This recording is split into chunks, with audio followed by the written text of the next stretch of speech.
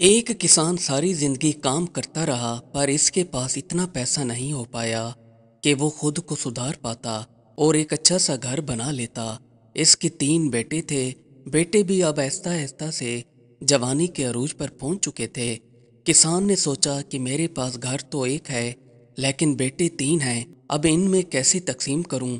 फिर किसान ने एक दिन अपने तीनों बेटों को बुलाया और बुलाकर कहा कि बेटा देखो, मैं सारी ज़िंदगी काम करता रहा और मुझसे जो बन पाया इससे अपना और आपका पेट पालता रहा, पर मेरे पास इतनी दौलत नहीं बन पाई कि मैं आप सब के लिए अलग अलग घर बनवाता। अब मेरे पास एक ही मकान है जिसके अंदर आप तीनों में से एक बेटा रह पाएगा। अब मैं ये सोचने से कासिर हूँ कि ये घर किसको दूँ, क्योंकि आप तीनों मेरे लिए एक जैसे हो। अगर मैं एक को देता हूँ तो दूसरा कहेगा कि मुझे क्यों नहीं दिया, तो दूसरे को देता हूँ तो तीसरा कहेगा कि मेरा क्या कसूर था, बाप ने मुझे घर से महरूम कर दिया। अब मुझे एक ही तरीका नज़र आता है जिसके ज़रिए आप तीनों में से मैं किसी एक को ये मकान दे पाऊँगा। मैं तुम तीनों को एक मौका देता हूँ, जाओ जहाँ पर भी मर्जी कहे फैल जाओ। जो भी तुम में से बेहतर हुनर सीख कर आएगा ये मकान मैं उसे दे दूँगा। तीनों बेटे कहने लगे कि अब्बा जान, आपने फैसला ठीक किया है, क्योंकि अगर आप किसी एक बेटे को ये मकान दे देते तो बाकी दो भाइयों का हक मारा जाता, पर आपने ये फैसला करके हमारा दिल जीत लिया है। अब हम आपके पास 6 महीने बाद ही लौटेंगे और जिसका हुनर अच्छा होगा आप उसे बिला शक ये मकान दे दीजिएगा। फिर तीनों बेटों ने बाप से इजाज़त ली और घर से रवाना होकर जंगल की तरफ आ पहुँचे। अब तीनों भाइयों ने सोचा कि हम कहाँ जाएं, और ना ही इन लोगों के दिमाग में कोई सोच आ रही थी। फिर इन्होंने कहा कि हम तीनों अलग अलग सिमत की तरफ जाते हैं। इन तीनों ने एक दूसरे को खुदा हाफिज कहा और वहाँ से रवाना हो गए। अब सबसे बड़े बेटे ने काम ढूंढना शुरू कर दिया कि कोई ऐसा हुनर मिल पाए जिसको मैं सीख सकूं और रोज़ी रोटी भी अच्छी कमा सकूं।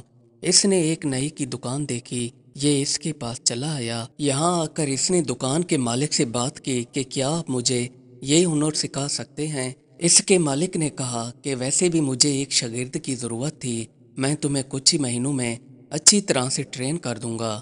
ये फिर इसके पास सीखने लगा। अब इनका दूसरा भाई एक ऐसे बंदे के पास आ पहुंचा जो मिट्टी के बर्तन बनाता था।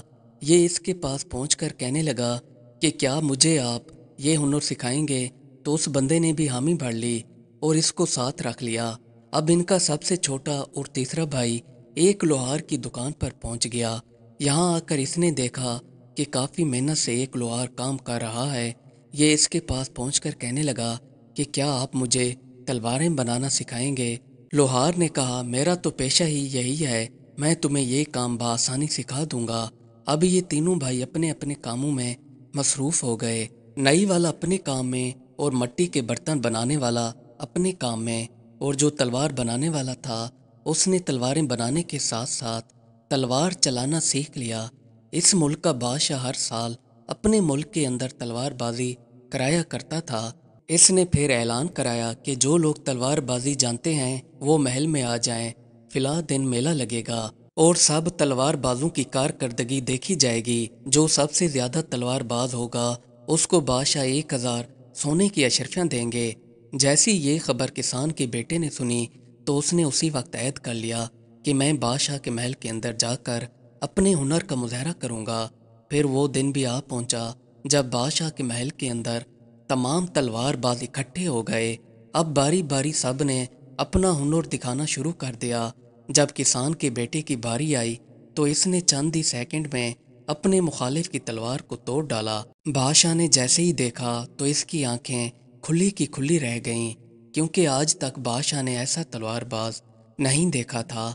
इसने किसान के बेटे को अपने पास बुलाया और बुलाकर कहा कि तुम कब से तलवार चलाना सीख रहे हो। ये कहने लगा कि मुझे अभी कुछ ही महीने हुए हैं। बादशाह ने लड़के से कहा कि क्या तुम मेरे महल के काम संभालना चाहोगे। मुझे एक ऐसे ही बंदे की तलाश थी जो बहादुर और न डर हो।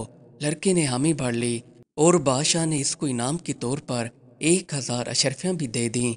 अब लड़का लोहार की दुकान से सीधा महल में पहुंच गया।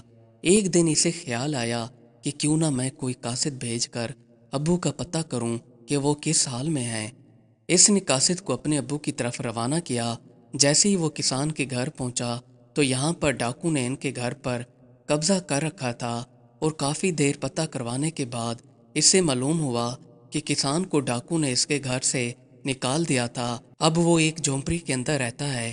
قاصد سیدھا معلومات اکٹھی کر کے اس کے بیٹے کے پاس چلا آیا۔ بیٹے نے جیسی یہ خبر سنی تو اس نے اپنے بھائیوں کو اکٹھا کیا۔ ان تینوں بھائیوں نے اپنے گھر کی طرف رخ کیا۔ یہاں آ کر انہوں نے دیکھا کہ ان کے گھر پر 6 سے 7 ڈاکو نے قبضہ کر رکھا ہے۔ انہوں نے آ کر ڈاکو سے پیار سے بات چیت کی، ہمارے گھر پر آپ لوگوں نے قبضہ کیوں کیا ہے؟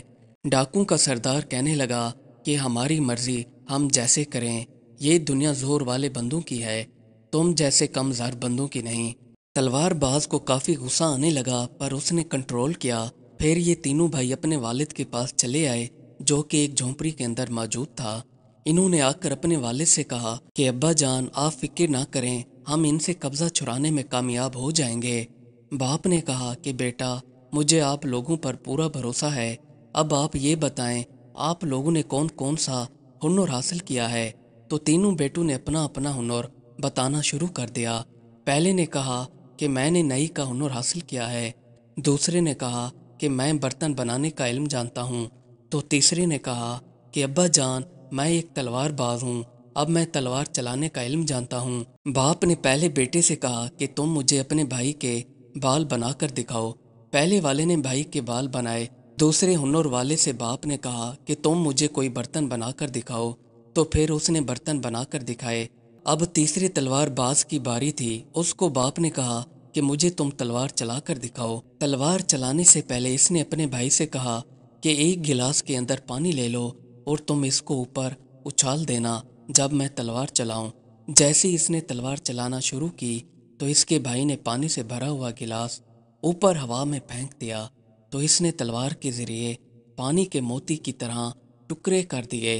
یہ دیکھ کر اس کا باپ کافی حیران ہوا اور کہنے لگا کہ بیٹا میں نے تم تینوں کا ہنر دیکھا ہے، پر یہ مکان میں تمہیں دیتا ہوں کیونکہ تمہارا تلوار چلانے کا ہنر بہت ہی عمدہ ہے۔ اب ان تینوں بھائیوں نے مشورہ کیا کہ رات کو ہم ان ڈاکوں کے اوپر حملہ کریں گے۔ جیسے ہی رات ہوئی انہوں نے ایک جال لے لیا اور جال رات کو لے آ کر ڈاکوں کے اوپر ڈال دیا اور ان کو رسیوں کے ساتھ باندھ کر خوب پٹائی کی۔ ان کی آوازیں ایسی آ رہی تھیں جیسے کوئی چیخ رہا ہو۔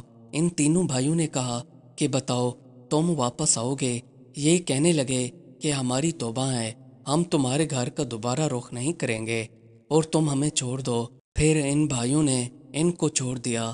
سارے ڈاکو وہاں سے بھاگ کر چلے گئے اور پھر دوبارہ اس طرف رخ نہیں کیا۔ یہ تینوں اپنے باپ کو گھر لے آئے۔ چھوٹے بھائی نے کہا کہ ابو جان اب ہم اس گھر کو نیا بنائیں گے اور ساتھ ہی زمین کا اضافہ کر کے ہم ایک عالیشان گھر بنائیں گے، کیونکہ میرے پاس 1000 اشرفیاں ہیں جو میں نے تلوار بازی کر کے بادشاہ سے انعام کے طور پر وصول کی تھیں۔ پھر انہوں نے وہاں پر ایک عالیشان گھر بنایا اور تینوں بھائی اور ساتھ ہی باپ اس گھر میں ہنسی خوشی رہنے لگے۔ مزید اچھی ویڈیوز دیکھنے کے لیے ہمارے چینل کو سبسکرائب کر لیں۔ شکریہ۔